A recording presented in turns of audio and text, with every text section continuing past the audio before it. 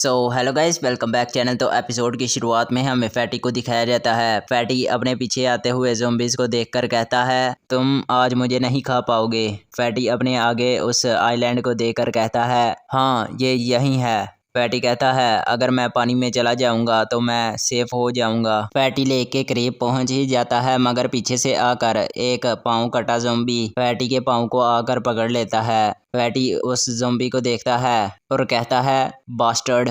Fang की तरफ का सीन दिखाया जाता है। फैंग हाथ में मशाल को लेकर आगे बढ़ रहा होता है और कहता है, लाना क्या ये तुम हो? मुझसे डरो मत लाना। सीन फैटी की तरफ शिफ्ट होता है। फैटी उस ज़ॉम्बी के मुंह पर पाँव दे मारता है तो वो ज़ॉम्बी फैटी को छोड़ने की बजाय फैटी के पाँव को बाइट करने लग जाता है, मगर वो ज़ॉम्बी फैटी के जूते को बाइट कर रहा होता है। तो फैटी अपने जूते को निकाल कर वहाँ से भागने लग जाता है। फैटी भागते हुए जाता है और उस लेक में छलांग लगा देता है। फैटी के पीछे बहुत से ज़ॉम्बीज़ लगे होते हैं, जिनमें से कुछ ज़ॉम्बीज़ उस लेक में भी गिर जाते हैं। फैटी उन ज़ॉम्बीज़ की तरफ देखते हुए आगे बढ़ने लग जाता है। फैटी के पाँव के करीब एक आंख को दिखाया जाता है। असल में वो एक ज़ॉम्बी होती है जो लेक से बाहर आती है और फैटी पर अटैक कर देती है। वो ज़ॉम्बी फैटी को बाइट करने ही लगती है, मगर कुछ तो होता है जिसकी वजह से वो ज़ॉम्बी फैटी को छोड़ देती है। फैटी हाँफता हुआ उस लेक से बाहर निकल आता है। फैटी उस ज़ॉम्बी को देखता है जिसके सर पर एक चाकू लगा होता है। फैटी कहता है, एक थ्रोइंग नाइफ। ये तो लेक के किनारे से आवाज़ आती है। फैटी उस आवाज़ को सुनकर चौंक जाता है। फैटी अपने पीछे देखता है तो वहाँ पर कैल्विन और बैरोन खड़े होते हैं। फैटी कहता है, बैरोन, कैल्विन, ये तुम दोनों हो? कुछ देर बाद का सीन दिखाया जाता है जहाँ फैटी कहता है, उस ड्रग की एफिशिएंसी आधे रास्ते में ही ख़त्म हो गई थी। हमारे कपड़े भी गल गए थे। वो तो अच्छा हुआ कि हमने उस गटर में छलांग लगा दी थी और हम ज़ॉम्बीज़ से भी बच गए। साथ ही साथ फैटी कैल्विन को ये भी बता रहा होता है सारी की सारी प्लानिंग की। उसे सिटी के सारे अंडरग्राउंड मैप्स के बारे में पता था। उसने उनको ड्रा किया, मैंने उसे फॉलो किया और मैंने ये जगह ढूंढ ली। बैरोन एक बतख के गले को पकड़कर कहता है, तो फिर दूसरे लोग यहाँ क्यों नहीं आए? फैटी बैरोन को बताते हुए कहता है, लीना गटर में रेंग नहीं सकती थी और उन्होंने कहा।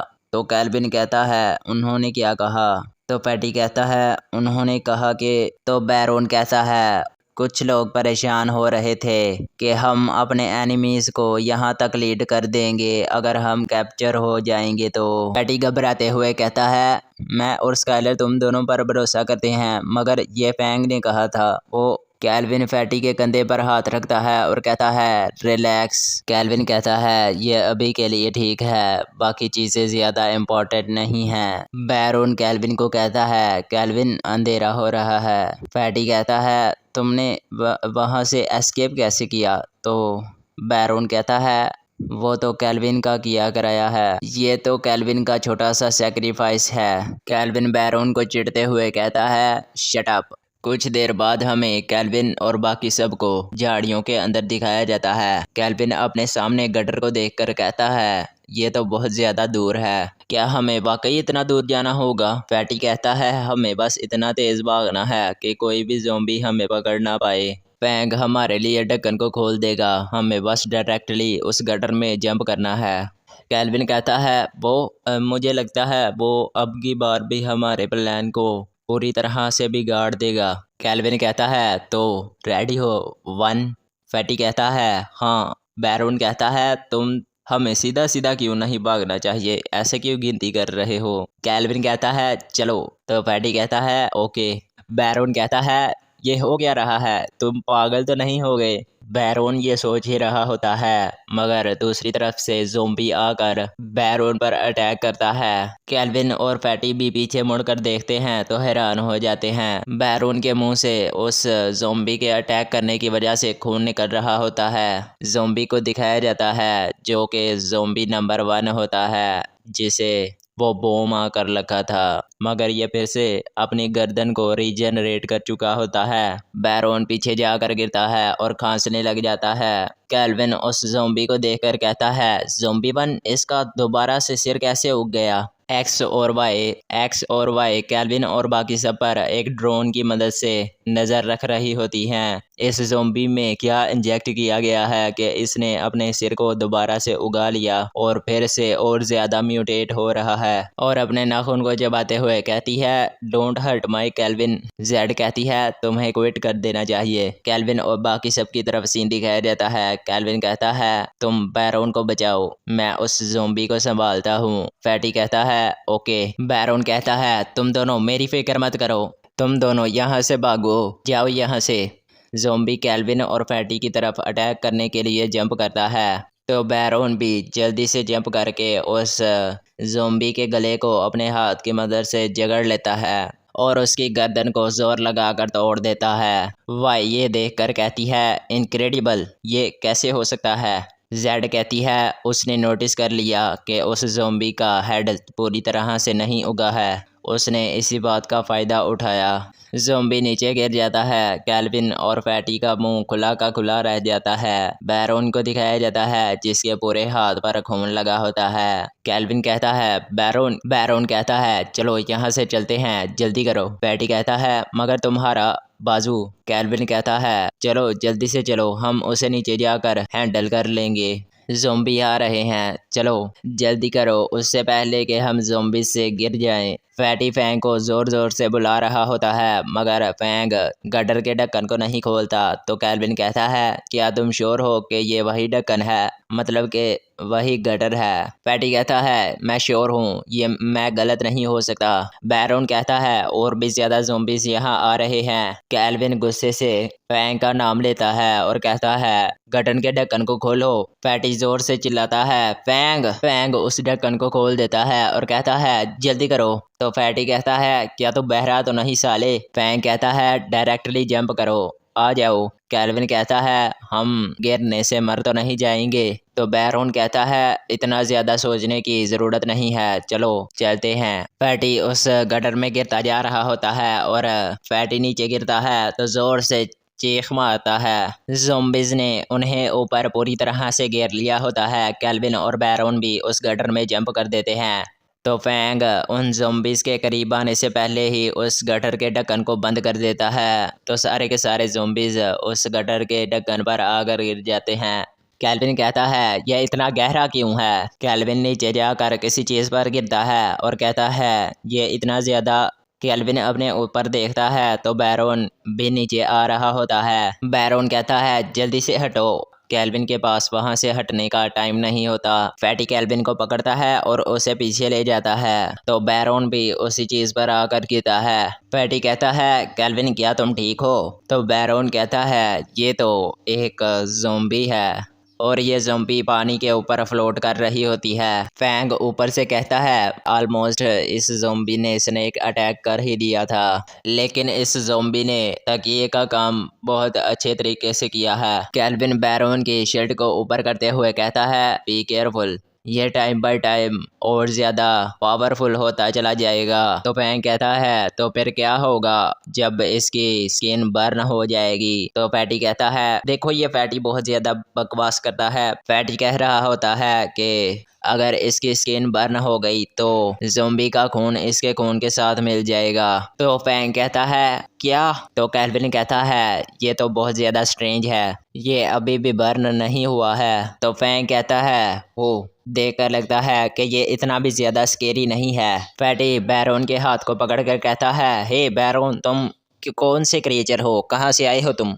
तो कैल्विन कहता है लगता है बैरोन के पास वाकई में ब्लड रेजिस्टेंट स्किन है जो कि ज़ोंबी के ब्लड को रेजिस्ट करती है। ये वैसा ही है जैसे हम पहले एम्बुलेंस में थे, तुम्हारी बॉडी दूसरों से थोड़ी सी डिफरेंट है। मुझे लगता है बैरोन कुछ तो छिपा रहा है। देखो अगर बैरोन कुछ छिपा ना रहा होता तो बैरोन अपने बाप को मारता, शायद उसका बाप भी इन सब फैसिलिटीज़ के साथ मिला होगा जो ज़ोंबीज़ को क्रिएट कर रहे थे।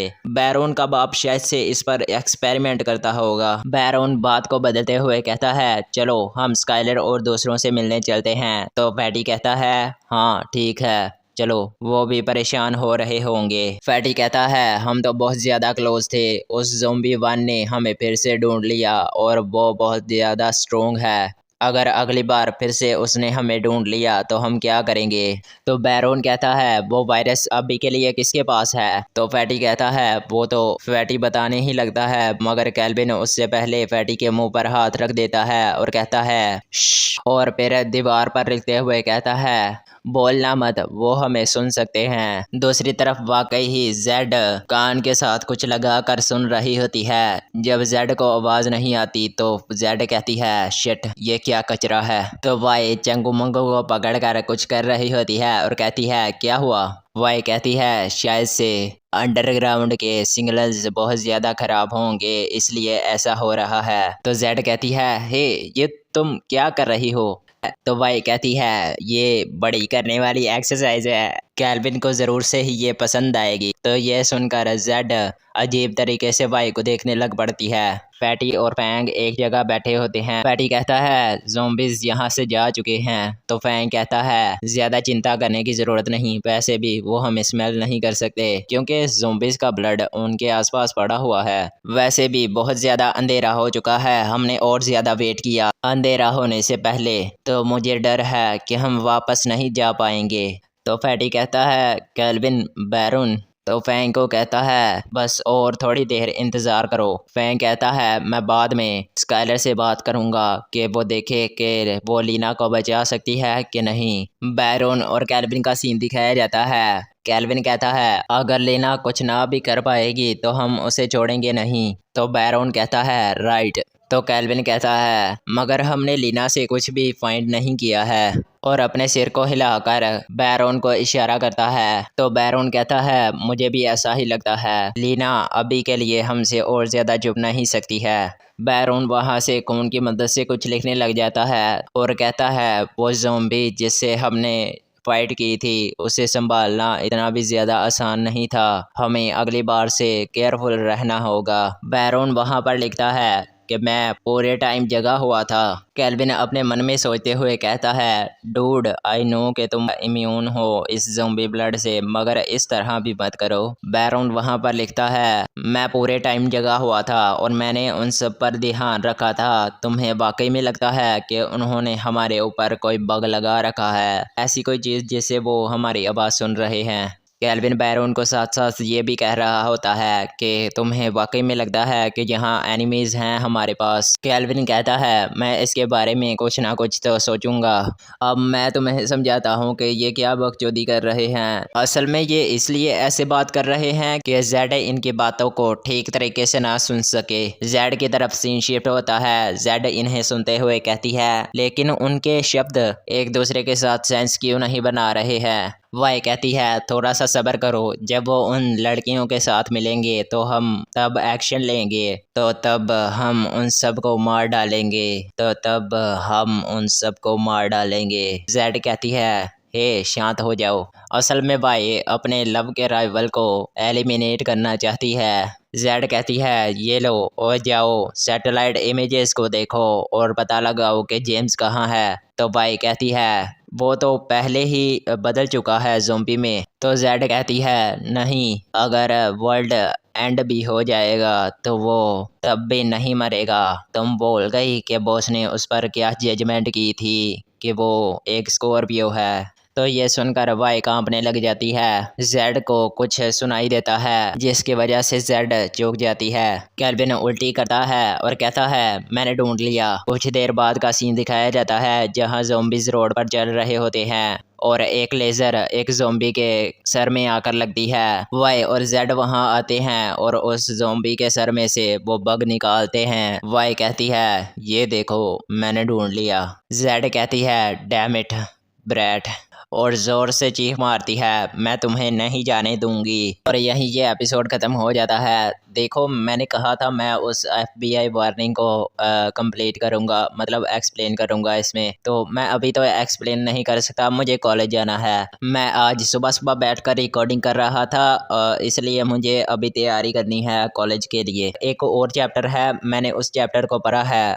उस चैप्टर में कैल्विन और स्काइलर का किसिंग सीन है, तो मैं उसे बाद में एक्सप्लेन करूँगा उस FBI वार्निंग के साथ ही। तो मिलते हैं अगले एपिसोड में, तब तक के लिए बाय बाय।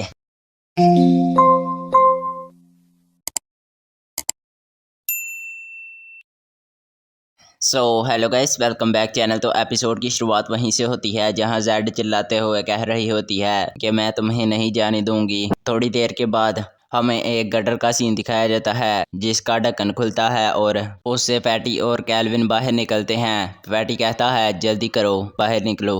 एक बिल्डिंग का सीन दिखाया जाता है, फिर कैल्विन को सीढ़ियों पर चढ़ते हुए दिखाया जाता है। कैल्विन कहता है फाइनली। तो वैंग कहता है ये तो परफेक्ट बैग है फूड के साथ और तुम भी वापस आ गए और मुझे कोई भी चोट नहीं लगी है। वैंग ये कह ही रहा होता है मगर आगे से लाना आती है एक बैट के साथ और धड़ाम। लाना देखकर चौंक जाती है कि ये फैंग है। लाना कहती है फैंग।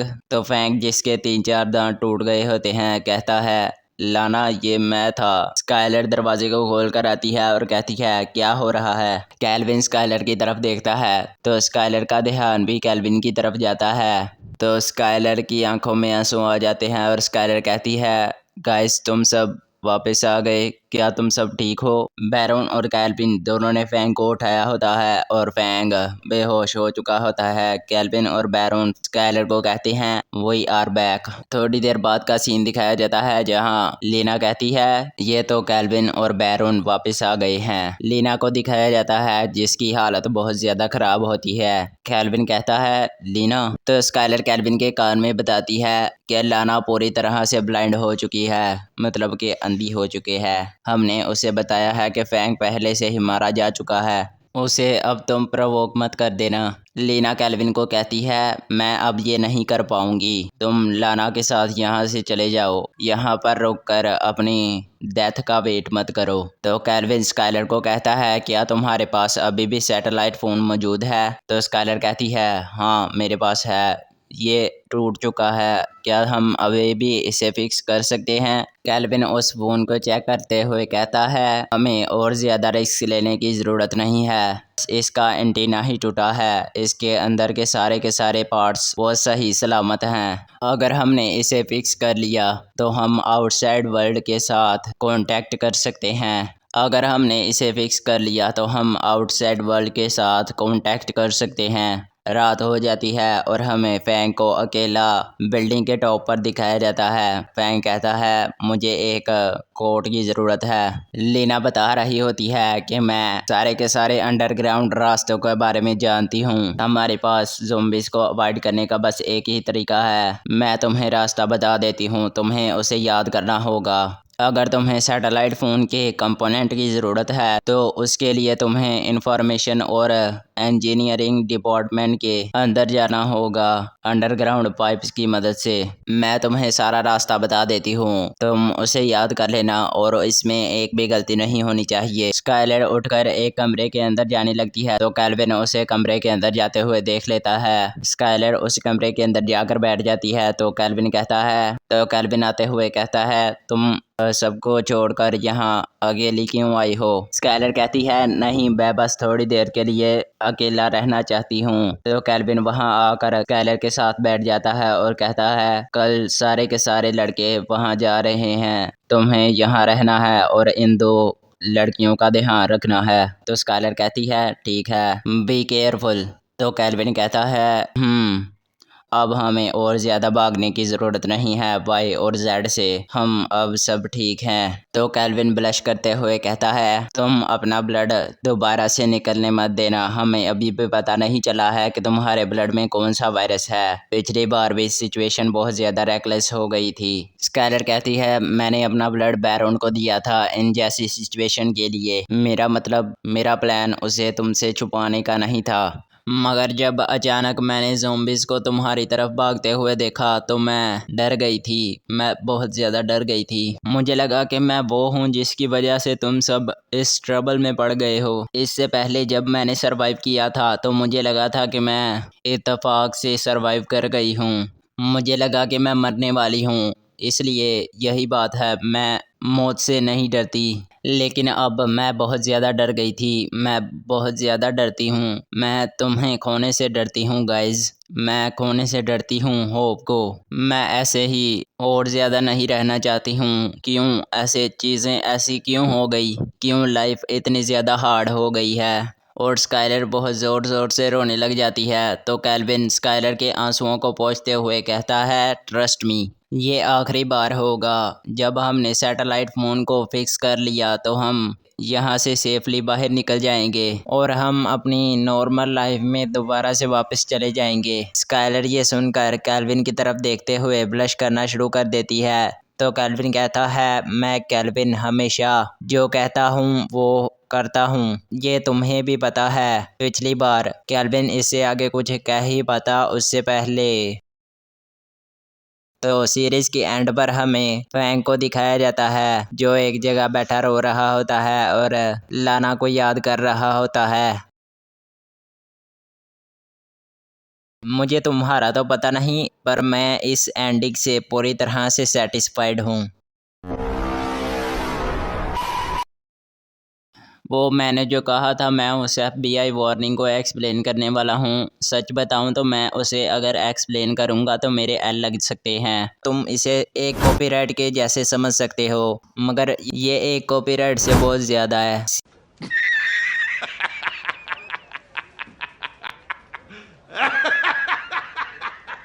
सीरियसली बहुत ज़्यादा है। मगर यार मैं अपने इस चैनल पर मेरी जो वीडियो हैं मैं इन्हें डिलीट नहीं करने वाला हूँ, क्योंकि मैंने इन पर बहुत ज़्यादा मेहनत की है। इससे पहले मुझे पता ही नहीं था कि ऐसा कुछ हो भी सकता है। एपिसोड 1 से ही मैंने बहुत ज़्यादा मेहनत की है। शायद से तुम्हें मेरी मेहनत नहीं दिख रही, लेकिन मैंने अपना बेस्ट दिया है यार। सीरियसली यार मैं इन वीडियोस को डिलीट नहीं करने वाला हूँ। अगर फ्यूचर में भी मेरे चैनल पर कोई कॉपीराइट स्ट्राइक आती है तो मेरा चैनल इन वीडियोस के साथ ही उड़ेगा। और हाँ, मैंने अपना बैकअप चैनल बनाया है, उसे तुम जाकर सब्सक्राइब कर सकते हो। उसका लिंक मैं डिस्क्रिप्शन में दे दूँगा। असल में मैंने ये बैकअप चैनल बहुत पहले ही बना लिया था, क्योंकि इस सीरीज़ के पहले ही किसी ने 3-4 चैप्टर्स को एक्सप्लेन किया हुआ था। और मैंने इस मानवा को इसलिए उठाया था क्योंकि उसने 1 साल से अपने चैनल पर कोई वीडियो नहीं डाली है, तो इसीलिए मैंने इसे उठाकर एक्सप्लेन करना शुरू कर दिया। और मैंने जिस वेबसाइट से इसे उठाया है, मुझे नहीं पता था कि वो वेबसाइट भी किसी और का कॉपीराइट कंटेंट उठाकर यूज़ कर रही है। वैसे भी सारे मानवा एक्सप्लेनर इन्हीं वेबसाइट से उठाते हैं इन मानवास को। पूछा किसी ने? इसे छोड़ो, मेरे पास एक दूसरी बात है तुमसे करने के लिए। यार तुम मेरी वीडियोस को देख तो लेते हो, मगर ना लाइक का पता है और ना कमेंट का। अब मैं भी ये कहना शुरू कर दूं क्या? मैं एक लड़का हूं जिसे कोई सपोर्ट नहीं करता। अगर इस वीडियो को एक लड़की बनाती तो हज़ारों के लाइक आते और मिलियंस में कमेंट आते। कभी कभी तो मुझे लगता है मेरी वीडियोस को बोट देख रहे हैं। यार अपनी प्रेजेंस का कोई तो प्रूफ दो, जिससे मैं समझ पाऊँ कि कितने लोग रोज़ रोज़ मेरी वीडियोस को देखते हैं। मेरे चैनल को जिसने सब्सक्राइब कर रखा है उनमें से। ओके, तो इस वीडियो को लाइक करके जाना भाई। और जो मेरी आवाज़ को पहली बार सुन रहे हैं उनसे मेरी गुजारिश है कि यार सब्सक्राइब कर लो यार। एक तो लाइक और शेयर ठोक दीजिए, महाकाल का दबा के लाइक और शेयर ठोक दीजिए। तो यहीं ये एपिसोड खत्म हो जाता है। तो मिलते हैं अगले एपिसोड में, तब तक के लिए बाय बाय।